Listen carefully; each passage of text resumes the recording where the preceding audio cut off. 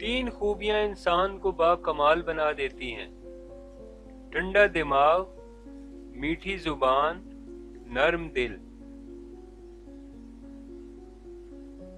शख्सियत में अगर आजिज़ी ना हो तो मालूमात में इजाफा इल्म को नहीं, तकब्बुर को जन्म देता है। मुकम्मल इंसान वो है कि जिसके पास नसीहत के लिए अल्फाज के बजाय अखलाक, अमल और बेहतरीन किरदार हो। अपने गमों, अपनी परेशानियों को सीने में दफन कर दो। अगर उन्हें चेहरे पर सजाओगे तो कमजोर हो जाओगे।